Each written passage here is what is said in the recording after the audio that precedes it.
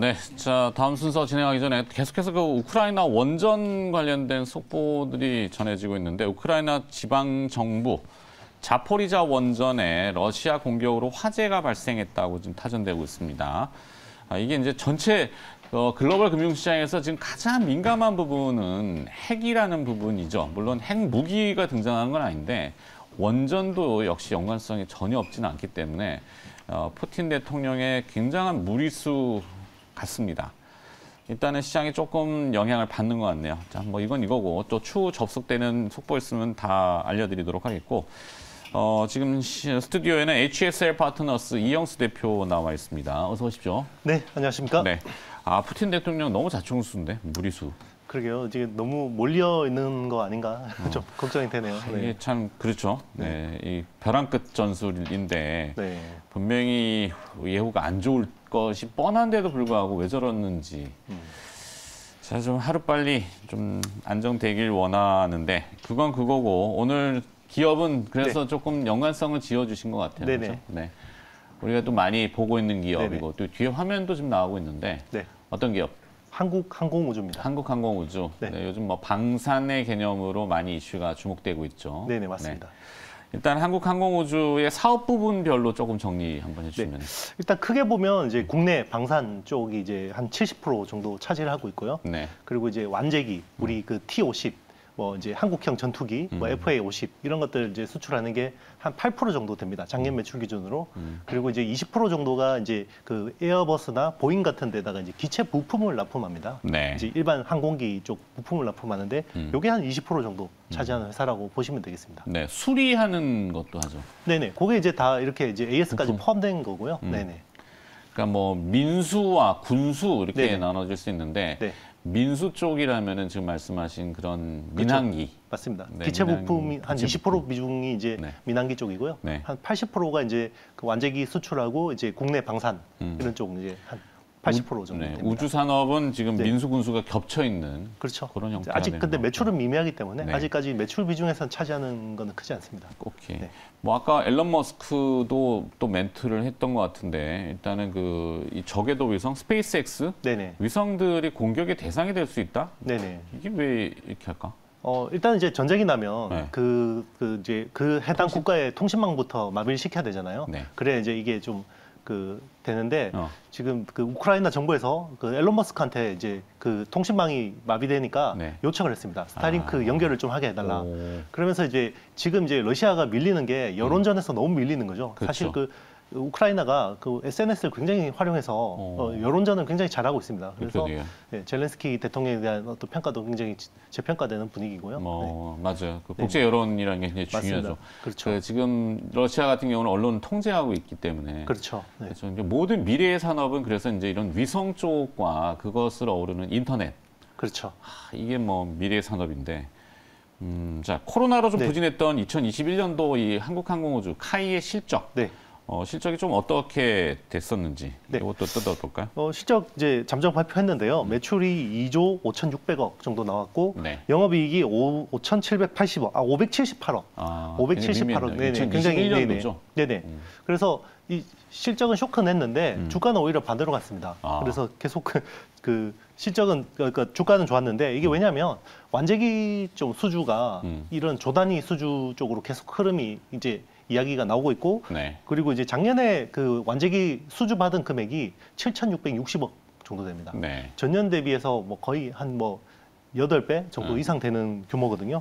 그리고 또 올해 또 조단위 또 수주도 계속 기다리고 있습니다. 네. 이 UAE 쪽에 이제 한 5조 이상 되는 규모 있고요. UAE 아랍에미리트. 네, 아랍에미리트. 그리고 이제 지금 말레이시아 쪽도 1조 1,000억 정도 규모 있고, 그러니까 계속 이런 것들이 나오니까 기대감이 죽지를 않는 거죠. 네. 네, 그래서 뭐 민제기 또 민수 쪽은 또 그동안 또 워낙 또 이 그 코로나 때문에 항공 수요가 좀 줄다 보니까 이런 쪽도 작년에 회복되긴 했는데 그래도 좀 이 지연 속도가 좀 속도 자체가 좀 지연되다 보니까 한 민수 쪽은 한 5,000억 정도.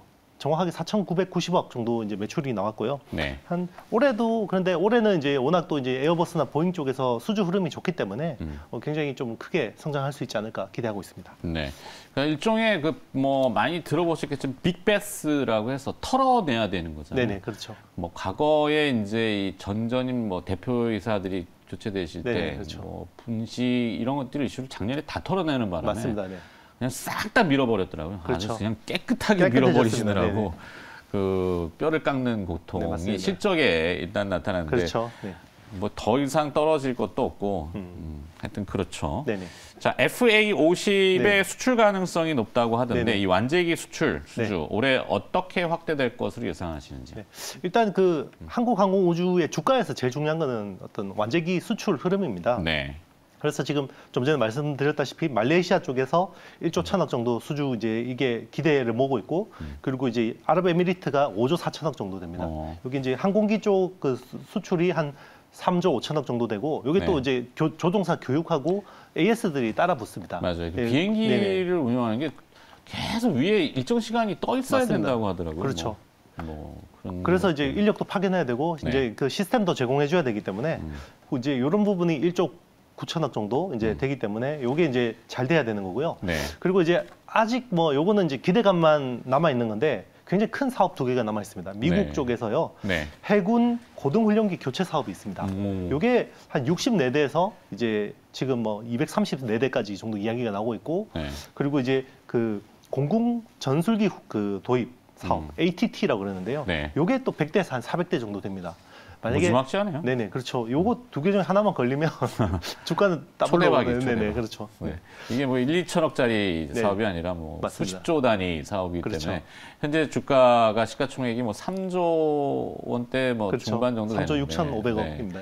네. 제가 뭐 이제 반복적으로 이 경남 사천에 있거든요. 저는 탐방을 몇 번 가봤어요. 그렇죠. 관심이 네. 많아가지고 그 부지하며 시설 그리고 또 이 투자됐던 R&D 비용 그게 뭐 그렇죠. 십조 원 가까이 뭐 어마어마한 돈인데도 제가 시가총액이 알기로는 3조 그렇죠. 7천억밖에 안 되니까. 전투기 R&D만 10조 들어간 걸로 알고 그렇죠. 있습니다. 네. 그러니까 너무 싸죠. 네, 사실 그렇죠. 회사 너무 싸요. 그렇죠. 자, 근데 이제 수출만 이제 하나 터지면은 진짜 초대박이라고 할 수 있는 네네. 어닝 서프라이즈는 눈에 뻔히 보이는데, 가능성도 지금 상당히 높아지고 있고, 네네. 엊그저께 또 이 사회면 뉴스 중에 하나가 이제 미국에 이제 우리 FA-35인가요? 그 스텔스기? 네네. F-35. 네. F-35, 네. FA가 아니라. 네. F-35 스텔스기 독수리 부딪혀가지고, 그렇죠. 네, 뭐 기스 네네. 났잖아요. 맞습니다. 근데 F-35를 운영을 하려면은 그와 유사한 훈련기들이 맞습니다. 계속 돌아야 되잖아요. 그렇죠. 이 조종사들 훈련해야 교육이. 되니까. 네. 근데 그 F-35하고 가장 유사한 게 우리 KF-X 요거 아닙니까? 맞습니다. FA-50? FA-50은 이제 T-50 고등훈련기를 고등훈련기, 전투기로 맞아요. KF-X. 개조한 거고요. 네네. 지금 이제 인도네시아하고 같이 공동 개발하고 있는 이제 KF-21이 이제 그런 컨셉을 베이비 랩터라고 합니다. 맞아요. 그래서 베이비 네, 랩터. 네. 그래서 유사하다고 합니다. 그러니까 네. 운영비가 뭐 상당히 싸고 뭐 그렇죠. 이게 또 가성비가 굉장히 좋다고 그렇죠. 하더라고요. 전투기라는 거는 수주를 많이 받아서 운용을 많이 하면 코스트가 떨어집니다. 그렇죠. 이게 전 세계적으로 보면 1000대 이상 지구를 날아다니는 비행기가 딱 두 모델밖에 없거든요. 오. F-16하고 네. SU-27, 수호이 수호이. 27, 이 27, 러시아 거죠. 두 모델밖에 없습니다. 근데 지금 T-50 계열 전투기가 224대가 지금 전 세계에 운영이 되고 있거든요. 네. 우리나라에 152대 그리고 지금 수출이 72대인데 올해 또 더 추가가 될 거고요.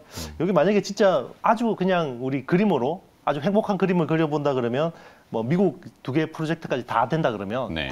지금 거의 뭐 이게 1000대 가까이 이제 운영되는 거기 때문에 네.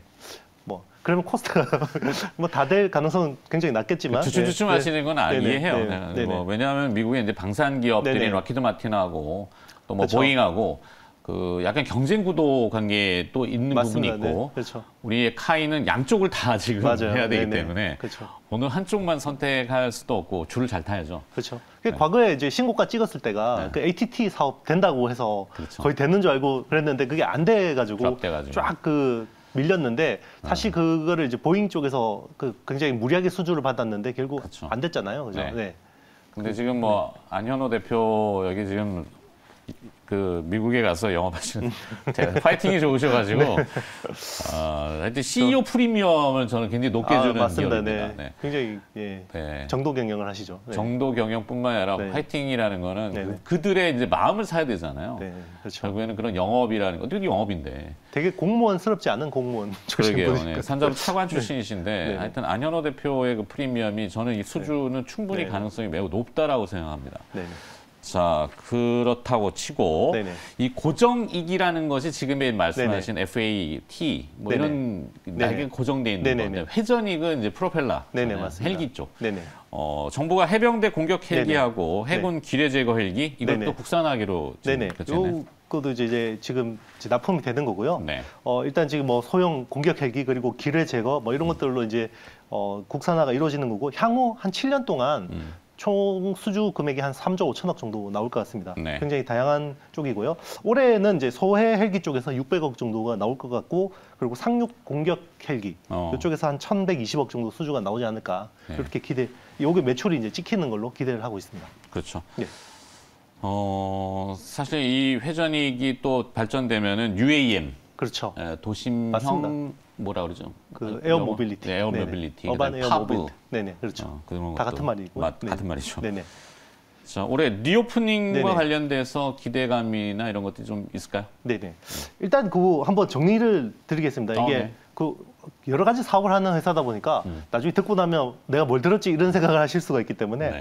일단 당장 수익의 기여가 이제 높은 거는 민수기 쪽입니다. 민수. 기체 부품 쪽이 올해 올라오면 이익도 올라오는 겁니다. 그래서 당장의 수익 기여는 기체 부품 쪽이 중요하다라는 거고요. 그리고 이제 기대감. 주식이라는 건 기대감이 있어야지 올라가잖아요. 네. 그죠? 지금 기대감은 T50하고 FA50 경공격기 이쪽 수주가 이제 어떤 기대감이 제일 중요한 거고 장기 성장 모멘텀은 이 상업위성 2030년까지 이제 이거를 발사체 그거를 사업화하겠다라는 거거든요. 네. 그리고 UAM 방금 말씀하신 것들이 이제 요거는 장기 모멘텀으로 보시면 되고요. 이제 당장 이제 중요한 거는 리오포닝으로 인해서 이제 기체 부품 사업 쪽이 이제 다시 돌아서는 게 굉장히 중요한 건데, 네, 일단은 지금 보잉이나 에어버스 쪽 그 수주 흐름들 보면 굉장히 좋아질 수밖에 없습니다. 작년 지금 이제 그 주문량으로 보면 작년에 1,680대입니다. 두 네. 회사 합천 양이 그게 2020년 대비해서 196% 증가한 수치거든요. 네, 그리고 이제 올해 뭐 인도 그러니까 수주 말고 인도한 것도 작년에 보면 951대.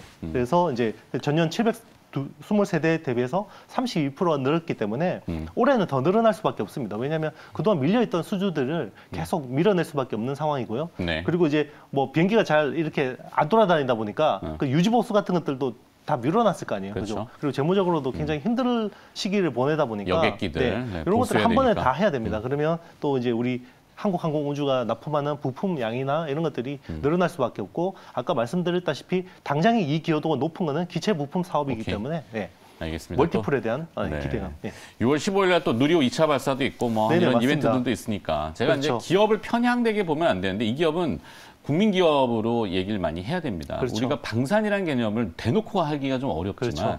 은근히 이렇게 붐업을 시켜놔야지 나중에 국가 경쟁이 또 올라가는 거죠. 맞습니다. 자, 얘기를 더 듣고 싶지만 시간 관계상 여기까지 해야 될 것 같고요. 네네. 오늘 HSL 파트너스의 이형수 대표가 또 한국항공우주 이야기 들려주셨네요. 고맙습니다. 네, 감사합니다.